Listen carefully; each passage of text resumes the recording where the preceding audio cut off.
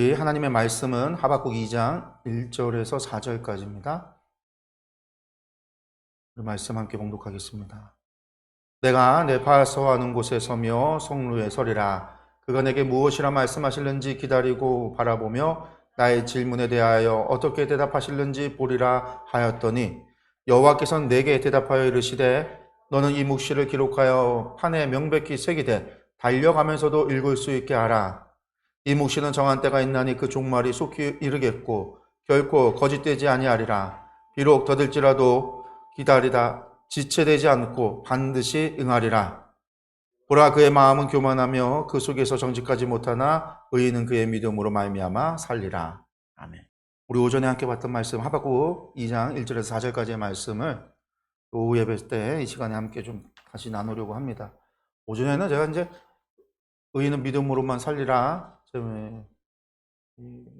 이 말씀 가지고 믿음의 삶을 사십시오라고 하는 제목으로 말씀을 전했어요. 주제 설교를 했는데 하박국에 있는 이 말씀에 대한 것들을 나누질 않았거든요. 그래서 의인은 믿음으로 살리라, 하박국에 나오는 2장 4절에 나오는 말씀이고요. 이 말씀 너무나 유명한 거는 바울 사도가 로마서에서 이 말씀을 인용해서 오직 의인은 믿음으로만 산다라는 말씀을 했고, 루터는 종교개혁을 하면서 어떤 이 루터는 독일어 성경을 번역할 때, 라틴어 성경을 독일어로 번역할 때 여기 의인은 믿음으로만 살리라라고 하는 로마서의 말씀을 앞에 오직이라는 단어를 루터가 첨가를 해요. 그래서 오직 의인은 믿음으로만 살리라, 그렇게 이제 번역을 해서 유명한 말씀이죠.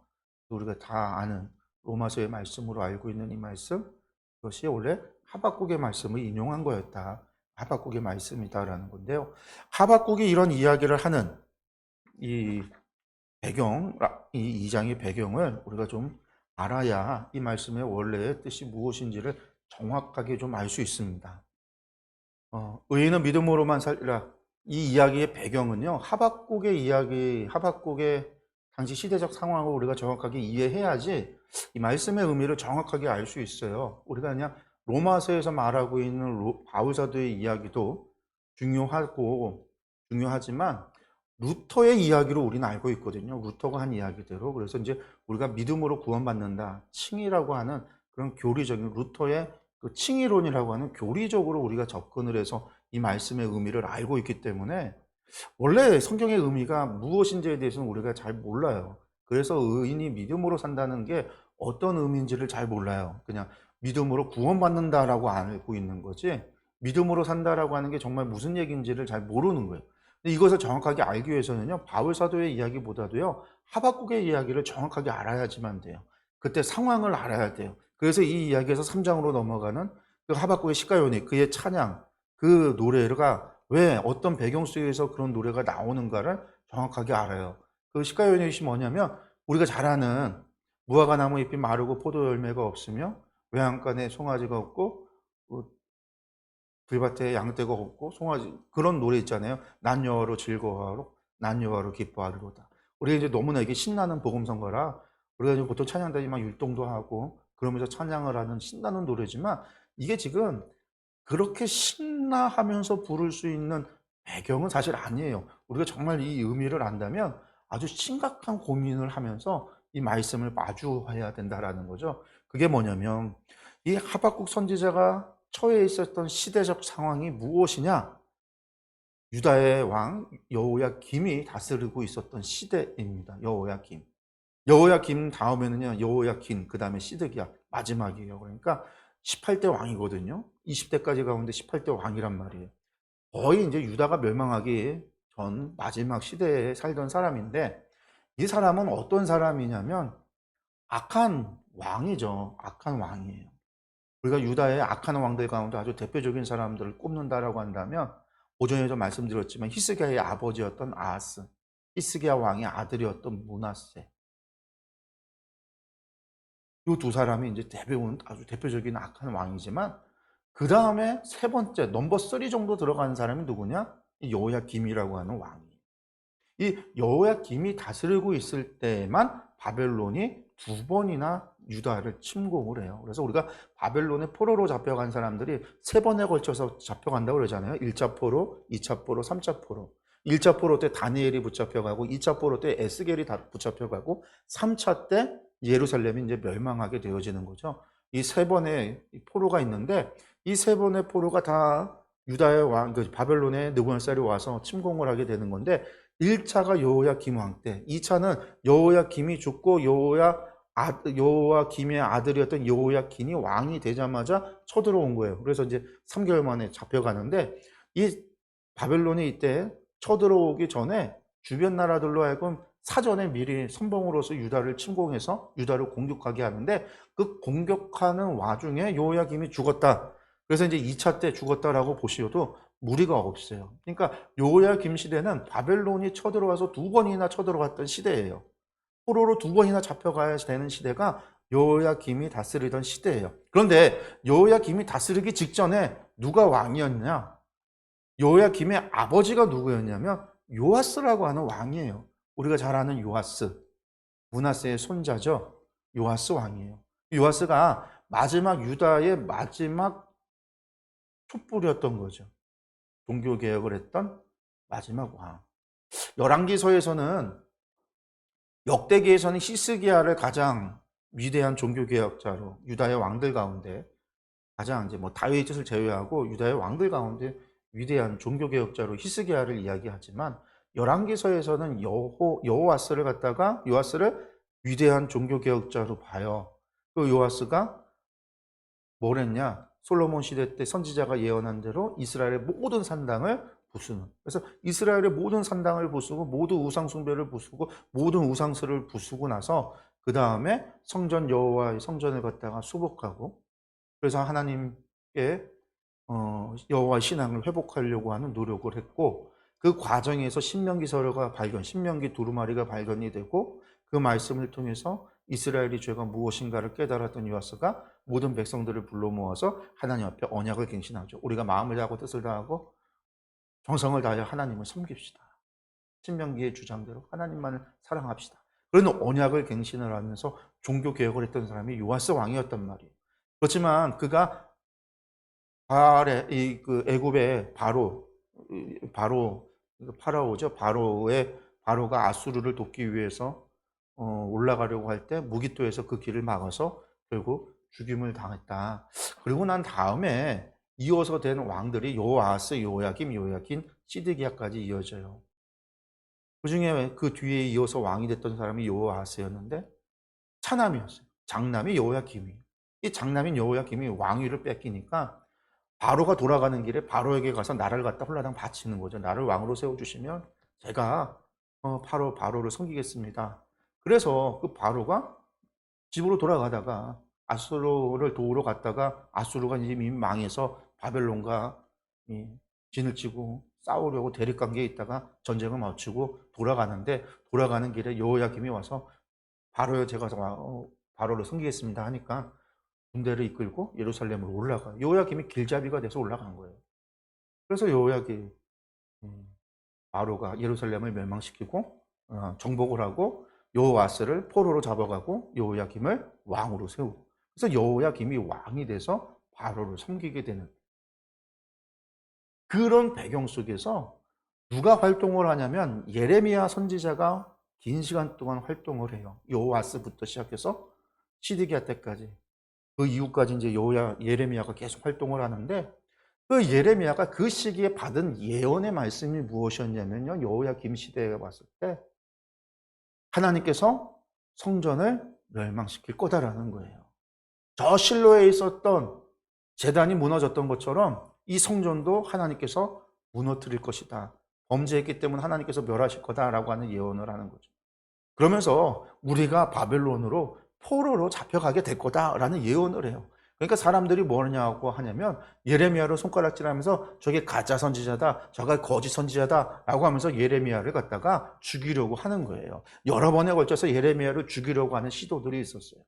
그런 상황 속에 하박국 선지자도 활동을 한 거예요. 하나님의 말씀을 받은 거죠. 그래서 하나님 앞에 하박국 선지자가 하나님 앞에 기도해요. 질문으로 던져요. 하나님, 이 백성이 어떻게 이렇게 악독합니까? 이스라엘을, 유다를 향한 이야기예요. 하나님, 이 유다의 백성들이 왜 이렇게 악독합니까? 저 왕들이 왜 이렇게 타락했습니까? 하나님, 이 죄를 언제까지 가만히 두고 보실 겁니까? 하박국의 첫 번째 기도, 질문이었어요. 그러니까 하나님께서 하박국에게 어떤 응답을 주시냐면, 그래, 이스라엘의 죄, 내가 저들을 가만히 두고 보지 않을 거야. 바벨론의 갈대아 사람을 불러와서 내가 저것들을 다 심판할 거야 라는 거예요. 하박국이 하나님 앞에 그러한 응답을 들어요. 근데 그 응답은 예레미야도 그 응답을 받았어요. 바벨론에 의해서 우리가 포로로 잡혀가게 될 거다. 그렇게 포로로 잡혀가는 사람들이 하나님의 뜻이다. 그래서 예레미야 하면 두 광주리의 유명한 예언이 있잖아요. 환상, 두 광주리. 좋은 무화과 광주리, 나쁜 무화과 광주리. 좋은 무화과 광주리가 뭐예요? 포로로 잡혀가는 사람들. 이 예루살렘에 남아있는 사람들이 나쁜 무화과. 이게 예레미야가 봤던 환상 예언이었어요. 근데 여호야김도 그런 예언을 동일한 응답을 받은 거죠. 그러니까 하박국은요, 이것에 대해서 깜짝 놀라요. 하나님께 내가 기도하고 이 백성들의 죄를 갖다가 벌하여 주십시오라고 했던 얘기는 우리가 이방 사람들한테 포로로 잡혀가게 해달라는 기도가 아니라 죄 지은 사람들만 벌하고 우리를 회복시켜 달라고 하는 기도였지, 하나님 저희 포로로 잡혀가려는 얘기가 아니었다라는 거죠. 그래서 하박국이 다시 한번 하나님께 기도하는 거예요. 하나님, 이게 말이 됩니까? 우리가 범죄했지만 그래도 이방 사람들 우상 섬기는 사람들인데, 저 갈대아 사람들 포악한 사람들이고 우상 섬기는 사람들인데, 어떻게 하나님의 백성, 여호와의 백성인 우리가 이방 우상을 섬기는 사람들한테 의해서 망하게 됩니까? 멸망해야 됩니까? 이건 좀 말이 되지 않잖아요. 만약에 그런 일이 벌어지면요, 세상 사람은 누가 하나님을 섬기려고 하겠어요. 하박국이 하나님께 다시 한번 기도하는 거예요.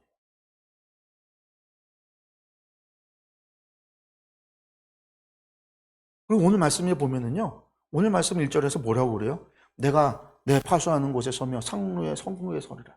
그러니까 하박국이 높은 산에, 높은 성의 성루에 올라가서 내가 거기서 뭐 하냐? 내가 무엇이라 말씀하실는지 기다리고 바라보며, 내가 하나님 앞에 물었던 그 기도에 하나님이 뭐라고 응답하실런지, 나의 질문에 어떻게 대답할런지 내가 거기서 한번 기다려 보겠다라는 거예요. 하나님의 말씀을 예루살렘의 가장 높은 곳에 올라서 파수꾼이, 원래는 거기가 파수꾼이거든요. 파수꾼이 서서 그 나라를 위해서 기도하는, 이사야서에 보면 이제 그런 이야기가 나오는데, 파수꾼의 기도가 나오는데, 하박국은 거기에 올라가서 하나님이 뭐라고 대답하는지 내가 보겠다라는 거죠.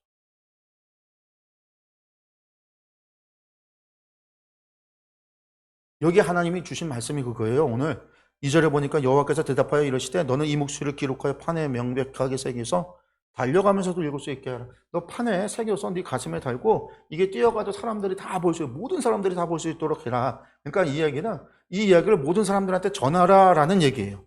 그러면서 뭐를 쓴 얘기를 하시냐면요, 이 묵시는 정한 때가 있다.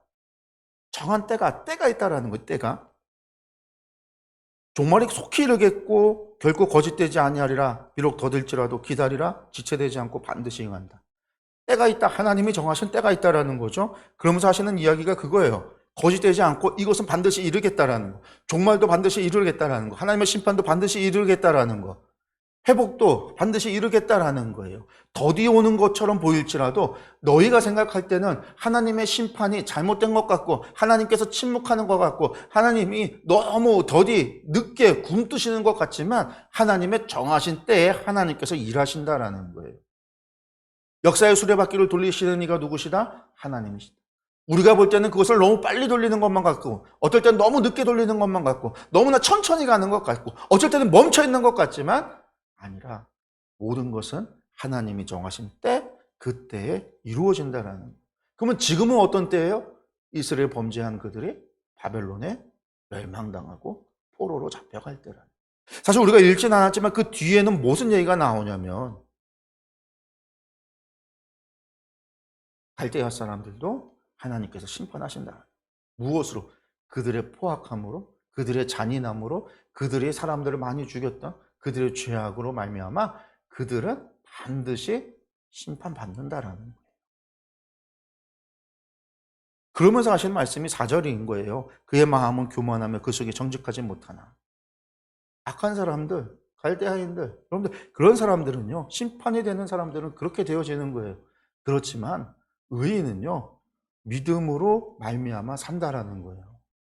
그런 상황 속에서 의인은 역사의 수레바퀴를 하나님께서 돌리시는 그 가운데에서 믿음으로 사는 거예요. 하나님을 믿음으로 사는 거예요. 하나님의 말씀을 믿음으로 사는 거예요. 하나님의 약속을 믿음으로 사는 거예요.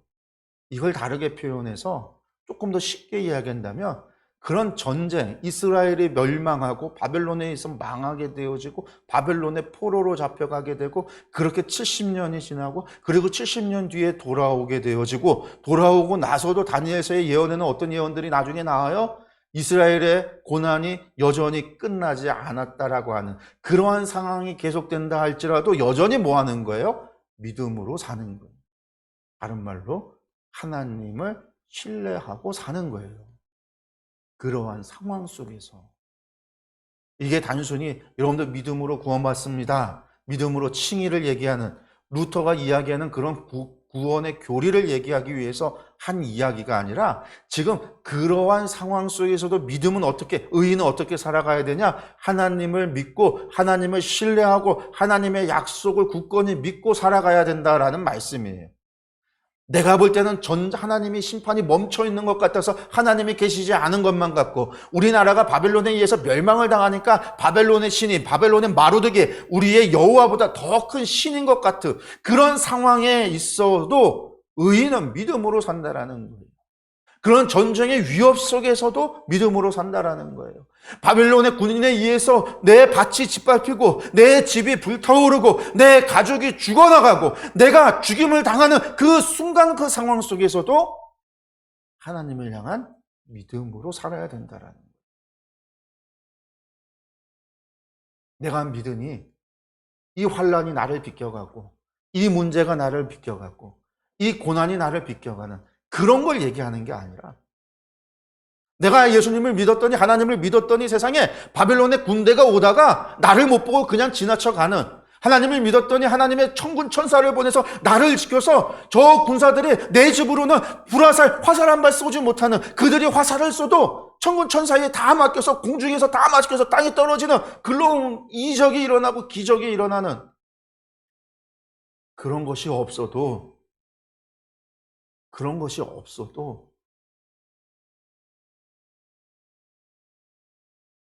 내가 하나님을 믿으니까 그 전쟁의 포화 속에서 그 전쟁의 화마 속에서도 하나님께서 나와 내 가족들을 지키시고 안전하게 하셔요.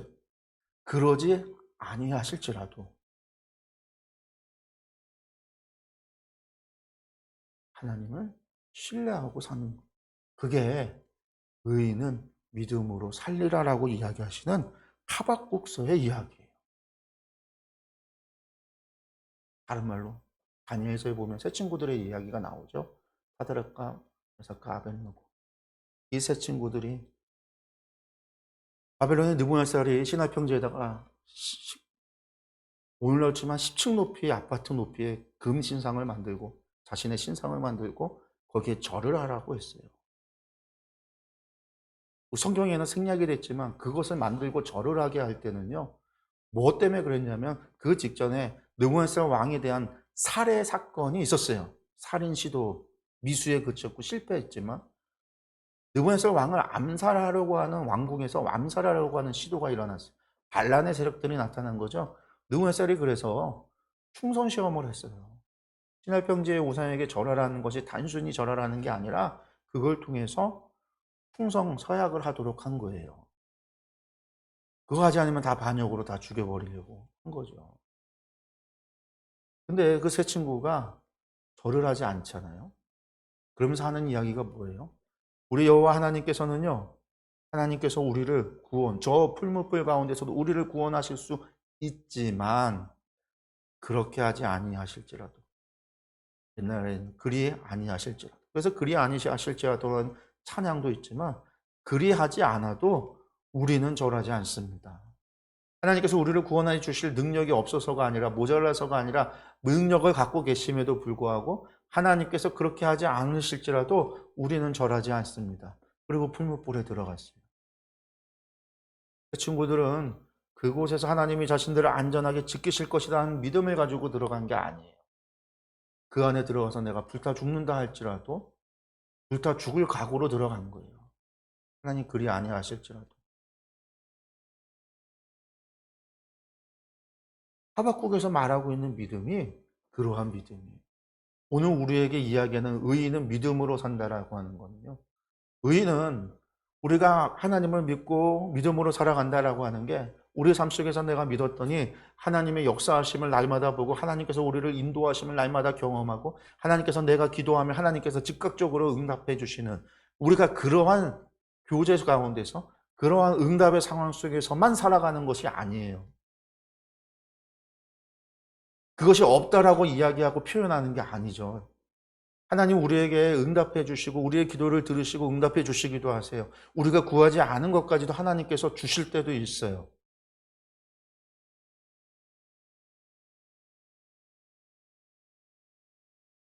그래서 저희 교회 지금 키보드가 바꿨어요. 키보드가 그 전에 있던 게 교회 개척할 때 전에 있었던 중원교회에서 중고로 받은 거예요. 중고로 산 건데 그게 샀을 때부터 문제가 있었어요. 볼륨 잘 안 되고. 그래서 저희가 키보드를 안 썼어요. 처음 교회 저쪽에 있을 때야 키보드밖에 없었으니까 어쩔 수 없이 키보드를 썼지만 저게 자꾸 문제가 생겨서 어떻게 해야 되나. 그래서 키보드를 좀 알아봤어요. 막 중고로도 알아보고 알아봤는데 알아보다가 교회를 옮기면서 키보드를 알아봤는데 피아노가 생긴 거예요. 지방에 있는 어떤 목사님을 통해서 피아노가 그냥 돈 한 푼 안 들이고 그 피아노를 얻게 됐어요. 물론 조율하느라고 돈은 들었지만. 근데 저게 이제 저것도 오래된 거라 소리가 좋지 않아요. 근데 그래도 예배 드리는데 아무 문제가 없었죠. 코로나 생활에, 코로나 상황 속에서 우리가 온라인으로 예배를 자꾸 이제 드리는데 온라인으로 하는데 저 피아노에 마이크를 이렇게 달아놓고 녹음을 해보면 소리가 좀 안 좋은 거예요. 마이크로 하면. 그래서 그냥 쓰다가 코로나가 끝나지만 계속해서 영상을 녹화를 하고 온라인으로 예배 드리시는 분들도 있고 그래서 고민이 됐어요. 피아노 말고 이제는 다시 키보드를 좀 바꿔야 되나. 그래서 한동안 제가 한 두세 달을 키보드를 구하려고 알아봤어요. 가격 어떻게 되는지. 당근으로도 이제 키보드가 나오는지 계속 알림 받아서 보기도 하고.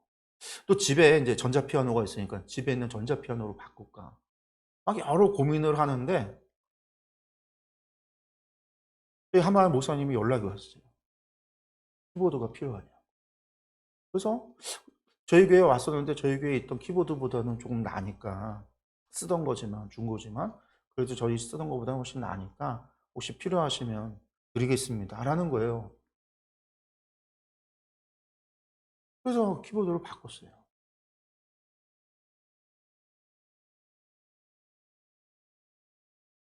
제가 하나님 앞에 하나님 키보드 좀 주세요 라는 기도를 안 했어요. 안 드렸어요. 근데 제 필요가 따라서 이렇게 고민하고 이것에 대해서 계속해서 필요하다라고 하는 생각을 가지고 예배를 위해서 또 온라인 드리는 그 예배를 위해서 고민하고 생각하다 보니까 하나님이 주시는 거예요. 하나님께서 그렇게 인도해 주세요. 그래서 하나님께서 우리의 삶 속에 우리가 구하지 않은 것도 이렇게 주실 때가 있어요. 제가 구하는 것을 하나님께서 응답해 주실 때도 있어요. 어떤 날 하나님의 말씀이 임할 때도 있어요. 그런데 그게 매일 같지 않아도 어떨 때는 그것이 침묵이 오래될 때도 있어요, 여러분들. 아브라함이 76세에 하나님 만나서 고향집을 떠나라고 할 때, 고향을 떠나라고 할 때, 그가 떠나고 나서 다시 하나님을 만나고 하나님의 음성을 듣는 거는요, 오랜 시간이, 몇 년이 지나고 나서야 만나는 거예요.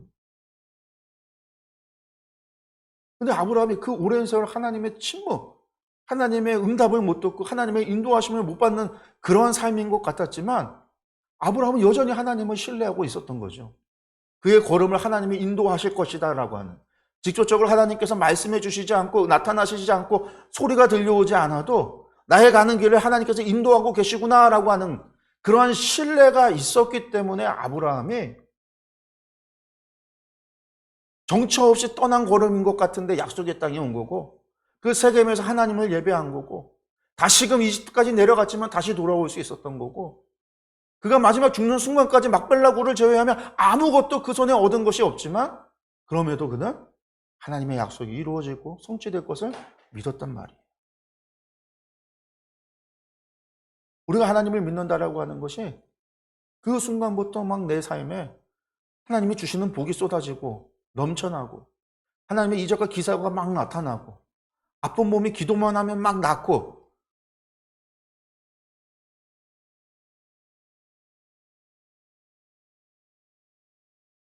항상 그러한 삶을 살아가기를 우리는 소망하지만 실제로 그러한 삶을 살아가진 않아요. 우리의 질병을 하나님께서 고쳐주시기도 하지만 어느 때는 모든 병을 다 고쳐주시진 않아요. 우리가 병원 가서 약 먹고 나아. 내가 내 몸을 관리하고 운동하고 음식을 조절하고 내가 해야 되는 목도 있어요. 근데 그런 상황 속에서도 하나님을 믿고 살아가는, 하나님의 침묵이라고 이야기할 수 있는, 내가 기도하는 거에 응답이 없어도 나는 여전히 하나님을 믿고 살아갈 수 있는, 나의 문제가 막 어떤 고난이 오고 문제가 왔는데 그거 앞에서 내가 기도로 간구하고 하나님께 부르짖어도 해결되어지지 않는 상황 속에서도 나는 여전히 하나님을 믿고 신뢰하느냐, 나는 그 과정 그 속에서도 여전히 하나님을 경외하고 하나님을 경배하며 살아가느냐, 그 가운데서도 여전히 나는 하나님의 말씀에 순종하고 살아가느냐. 하박국이 얘기하는 의인은 믿음으로 살리라는 것은요, 그런 걸 얘기하는 거예요. 하박국이 예언할 때 아직 갈대아 사람들이 오지 않았어요. 바벨론이 오지 않았어요. 그러니까 살리라는 거죠. 미래형이잖아요. 하나님이 하신 얘기는, 말씀은 무슨 얘기냐면 갈대아 사람들이 이제 와서 너희를 공격하고 너희의 집을 불사르고 너희의 재산을 빼앗고 너희의 자녀들을 갖다 포로로 끌고 가고 너희의 가족들을 죽이고 그런 일이 벌어질 텐데 의인은 그 속에서도 믿음으로 살 것이다 하는 거예요. 그리고 이것은 다른 말로 의인은 믿음으로 살아야 한다라는 얘기입니다. 그게 의인인 거예요. 의인. 제가 늘 얘기하는 거가 있죠, 여러분들. 본질이 결정하지 환경이 결정하는 게 아니에요. 우리 앞에 어떤 높은 문제가, 큰 문제가 와도요, 그 문제가 우리를 결정하지 않아요. 내가 어떤 사람인가를 결정하는 것은요, 문제가 아니라 내가 결정하는 거예요. 에베레스트 산 같은 엄청난 산을 바라볼 때 저 같은 사람은 그것을 바라볼 때는요, 그냥 멀리서 밑에서 바라만 보는 거지 올라갈 생각을 안 해요. 만약에 누군가가 저를 끌고 간다면 막 욕을 하고 투덜거릴 거예요. 근데 어멍겔 대장 같은 사람들은요, 그 산을 갖다가 올라가면서 즐거워할 거예요. 산악인이기 때문에. 그래서 제가 보여드리는 거죠. 여러분들 여기 보시면 물이 있어요. 물은요 환경이라고 생각하시면 돼요. 환경. 이 환경이 우리에게 들어왔을 때 우리를 어떻게 나타내냐면요, 여기 보시는 커피하고 녹차가 있는데 커피를 만들어내는 거는 뭐겠어요? 커피일 때 커피가 나오는 거예요. 물에다가 설탕을 넣는다고 해서 커피가 나오지 않아요. 물에 커피를 넣어서 녹차가 나오는 게 아니고 물에 설탕을 넣어서 녹차가 나오지 않아요. 물에다가 녹차를 넣어야 녹차가 나와요. 찬물을 넣는다고 해서 커피에다 찬물을 넣으면 커피가 나오고 뜨거운 물을 넣으면 커피가 아니라 녹차가 나오는 것도 아니에요. 중요한 거는요, 본질이 뭐냐라는 거예요. 커피냐 설탕이냐 녹차냐. 나의 본질이 결정하는 거예요. 하나님은 우리에게 그러한 상황 속에서도 의인은 믿음으로 산다라고 말씀하는 거죠. 뜨거운 물이건 찬물이건 상관없이 어떤 물이 되었던 간에 의인이라고 한다면 믿음으로 살아간다라는 거예요. 우리가 이것을 누구를 통해서 알 수 있냐면요, 바울과 신라를 통해서도 알 수 있어요. 그들이 빌립보에서 복음을 전할 때, 복음을 전하다가 그 귀신 들린 여자, 무당이었던 여자, 귀신 들린 여자, 여자에게 귀신을 쫓아버렸어요. 이 여자가 어떤 여자였냐면 주인이 있고 이 여자가 귀신이 들려서 무당 노릇을 했거든요. 돈 받고 점을 치는 일을 했는데 사도 바울이 귀신을 쫓아보니까 이 여자가 뭘 할 수가 없어요. 점을 못 보잖아요. 귀신이 떠나갔으니까. 점을 못 봐요. 그러니까 이 주인이 이것을 갖다 고소를 해서 사도 바울과 실라가 감옥에 가요. 감옥에 그냥 가는 게 아니에요. 매 맞고 가는 거예요. 그리고 그 감옥이 옛날의 감옥이 우리나라 같은 그런 유치장이고 그런 감옥들이 아니에요. 여러분들 그냥 동굴 같은 거에다가 앞에 창살만 해놓은 거예요. 거기에 뭐 화장실이 따로 있고 그런 것도 아니에요. 사람이 들어가서 거기 옆에다가 똥 싸고 오줌 싸고 그 안에 있는 거예요. 엄청 더럽고 냄새나고 불결한 그곳에 그냥 넣어놓는 게 아니에요. 그냥 일단 오면요 매부터 때려갖고서는 집어넣는 거예요. 근데 만약에 그랬다라고 한다면 그래서 바울과 실라가 그냥 간 것도 아니에요. 그들이 원래는 에베소로 가려고 했는데 아시아로 가려고 했는데 하나님께서 길을 막아서 못 가고 어쩔 수 없이 가다 무시아까지 와서 그곳에 머물러 있을 때에 하나님의 환상으로 마게도냐 사람의 환상을 보여줘서 마게도냐로 가라 오라라고 해서 바울과 실라가 배를 타고 빌립보 마게도냐로 넘어간 거예요. 만약에 그렇다고 한다면 하나님께서 그렇게 환상을 보여주면서까지 하나님께서 이 길을 인도하셨으면 이곳에 왔을 때 뭔가 일이 벌어져야죠. 말씀을 전하면 베드로가 3,000명 전에 말씀을 전했더니 3,000명이 오순절에 회개했더라. 그 다음에 성전에 올라가서 말씀을 전했더니 5,000명이 회개했더라. 최소한 그 정도는 아니더라도 내가 말씀을 전하면 모여있던 사람들이 회개하는 일들이 막 벌어지고 나타나야 정상인 거 아니겠어요? 우리가 아주 그냥 기대 심리, 기대라고 한다면 그런 게 맞는데 도리어 귀신을 쫓아내는 이적을 벌였는데 아니 그것 때문에 매 맞고 감옥에 들어갔어요. 그 불결하고 그 더럽고 그곳에 던져진 거예요. 여러분들 같으면 어떻겠어요? 아 하나님 왜 저를 이곳으로 보내서 아시아로 가려고 했었는데 아 내가 본 꿈이 그게 꿈이 아닌가? 마게도냐 사람이 아니었나? 그거 개꿈이었나? 그런데 별의별 생각하지 않겠어요? 근데 바울과 실라는요 그곳에서 무엇을 하냐면요 하나님 찬양해요. 하나님을 경배해요. 환경이 본질을 결정하는 게 아니라 본질이 환경 속에서 나타나는 그가 누구인지 그들의 믿음이 나타나고 드러나는 거예요.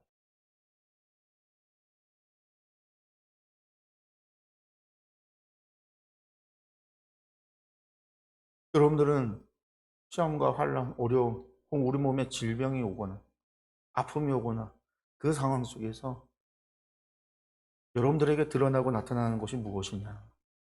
나는 그 가운데서도 믿음으로 살아가고 있느냐?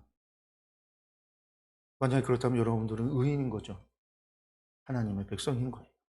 거룩한 백성, 의인인 거예요. 물론 내가 그러지 못하다고 해서 여러분들이 하나님의 백성이 아닌 건 아니에요. 여러분들이 하나님을 믿고 작정을 하고 주님께 나와 예배하고 하나님께 나올 때 이미 하나님께서 여러분들을 택해서 하나님 백성으로 삼으신 거니까. 근데 우리가 아직 믿음이 연약한 거예요. 우리가 믿음으로 살기 위해서 우리가 하나님의 의인, 하나님의 백성으로서요 온전한 삶을 살기 위해서 우리는 노력해야 되는 거예요. 이를 위해 하나님께 기도하고 간구할 필요도 있는 거예요. 여러분들 이 하박국의 말씀을 여러분들 기억하셨으면 좋겠어요. 의인은 믿음으로 산다. 우리의 하루하루가 믿음으로 사는 그러한 삶이 되기를 소망합니다.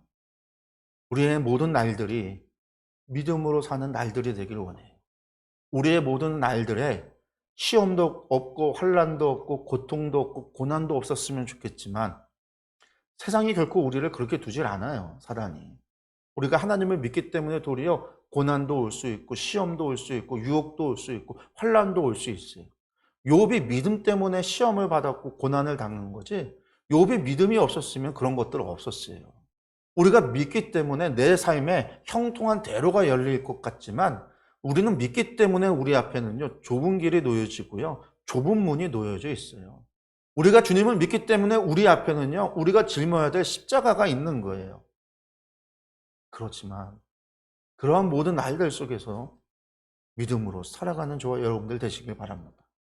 날마다 믿음으로 사십시오. 기도하겠습니다. 네.